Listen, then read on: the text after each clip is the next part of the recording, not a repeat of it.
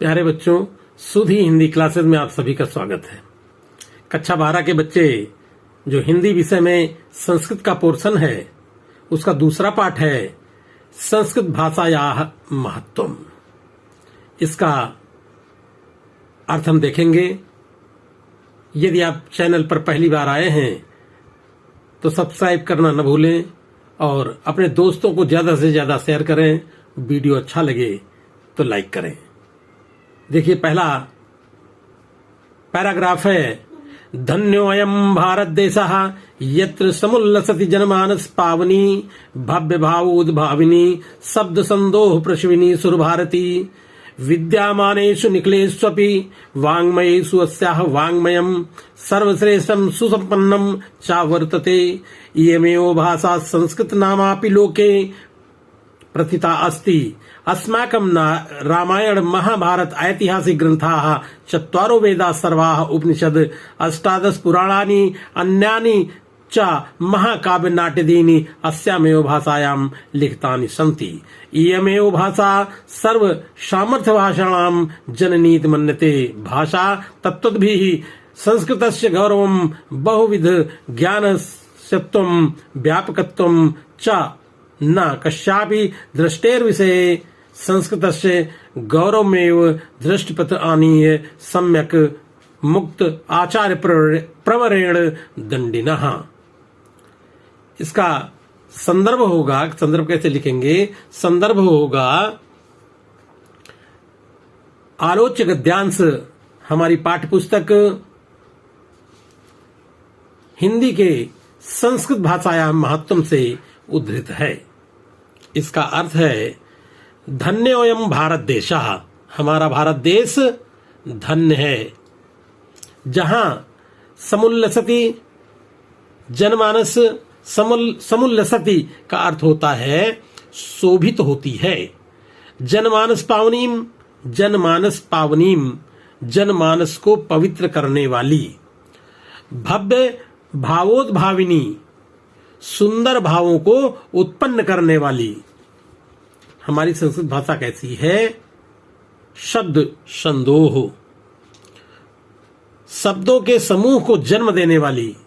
प्रश्विनी, सुर भारती, ऐसी हमारी यह देववाणी है। तो इसका अर्थ होगा, धन्योऽयं भारत देशः यत्र समुल्लसति जनमानस पावनीं भव्य भावोद्भाविनी शब्द संदोह प्रश्विनी सुर भारती। यह भारत देश धन्य है। धन्योऽयं भारत देश, भारत देश धन्य है जहां मनुष्यों के चित्त में जनमानस पावनीम, मनुष्यों के चित्त में अर्थात मन को शुद्ध करने वाली, अच्छे भावों को उत्पन्न करने वाली,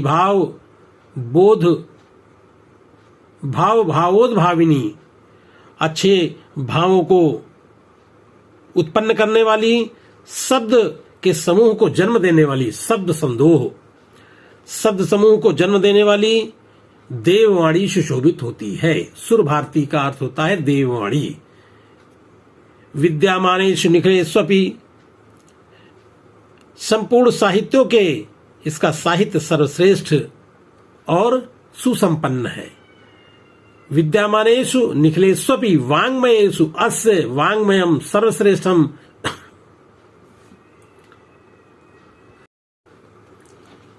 विद्यमानेषु निखिलेष्वपि वाङ्मयेषु अस्याः वाङ्मयम् सर्वश्रेष्ठम् सुसंपन्नम् च वर्तते। वर्तमान, विद्यमानेषु का अर्थ होता है वर्तमान साहित्यों में इसका साहित्य, निखिलेष्वप वाङ्मयेषु इसका साहित्य सर्वश्रेष्ठम, सर्वश्रेष्ठ और सुसंपन्न है। संस्कृत का जो साहित्य है संपूर्ण साहित्यों में सर्वश्रेष्ठ है। इयमेव भाषा संस्कृता नामि लोके प्रथिता अस्ति। यही भाषा संस्कृत नाम से इस संसार में प्रसिद्ध है। इयमेव भाषा, ये भाषा संस्कृत नामापि, संस्कृत नाम से भी इस लोक में प्रथिता अस्ति, प्रसिद्ध है। अस्माकं रामायण महाभारत ऐतिहासिक ग्रंथाः चत्वारो वेदा सर्वा उपनिषद अष्टादश पुराणानि अन्यानि च महाकाव्य नाट्यदीन अस्यामेव भाषायां लिखितानि सन्ति। और हमारे रामायण महाभारत ऐतिहासिक ग्रंथ, चारों वेद, सभी उपनिषद और 18 पुराण होते हैं।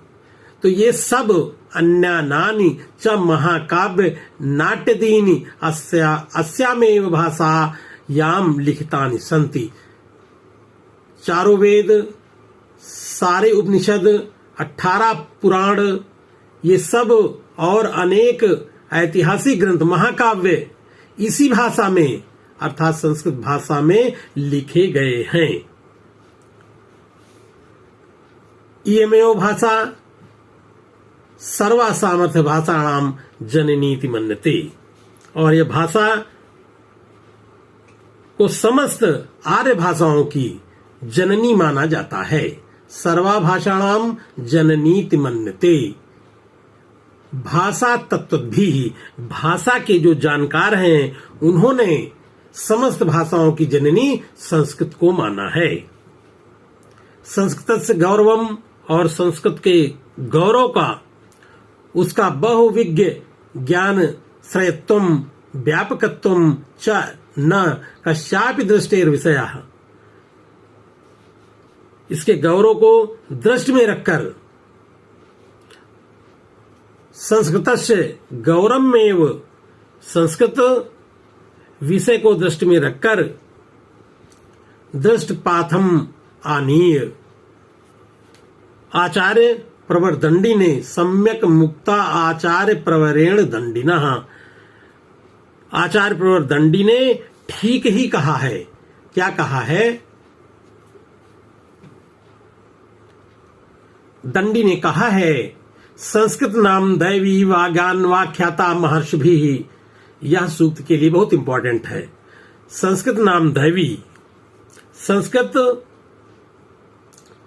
ऋषियों ने संस्कृत को देवताओं की वाणी माना है। महर्षि भी माने ऋषियों ने, संस्कृतम माने संस्कृत को, नाम माने नाम, दैवी वागान वाख्याता महर्षि भी, ऋषियों ने संस्कृत को देववाणी कहा है।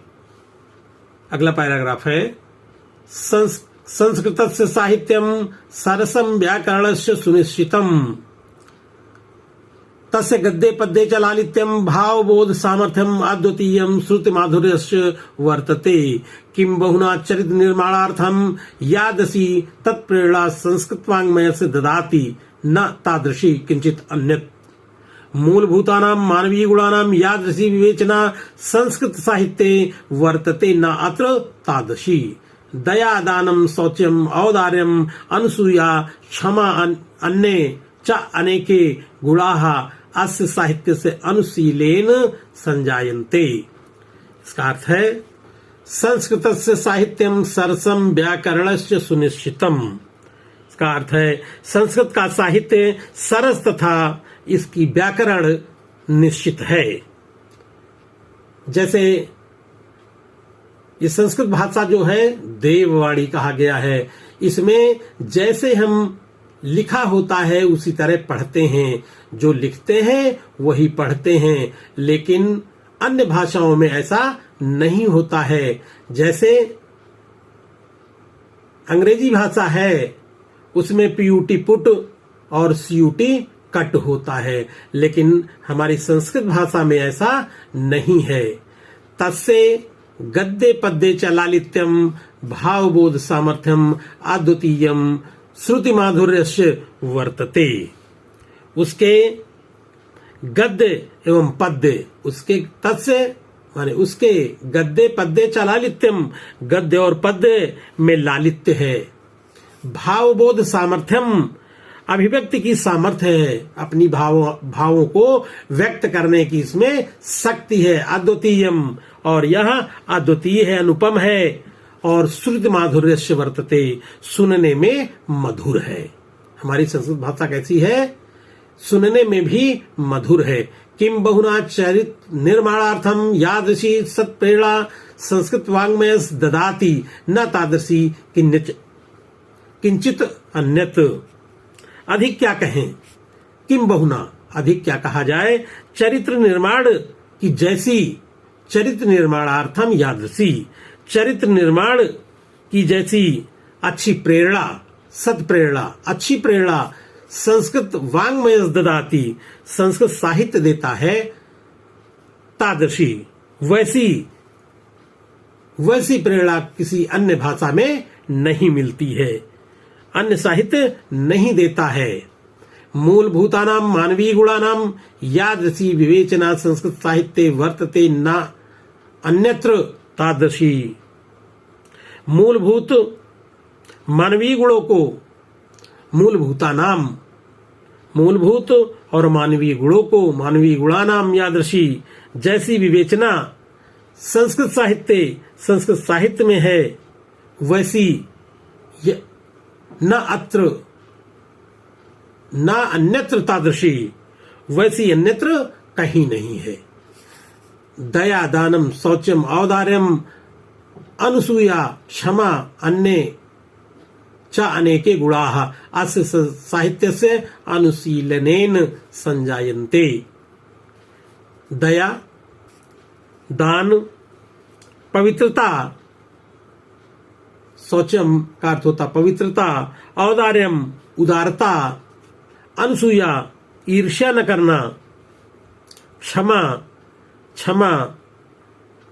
च अन्य, क्षमा अन्य तथा अन्य अनेक गुण इस साहित्य में, च अन्य गुणाः अस्य साहित्यस्य, अन्य गुण इस साहित्य में अध्ययन से उत्पन्न होते हैं। अनुशीलनेन संजायन्ते, जितना अध्ययन करेंगे उतना और बढ़ेगा। अंतिम पैराग्राफ है,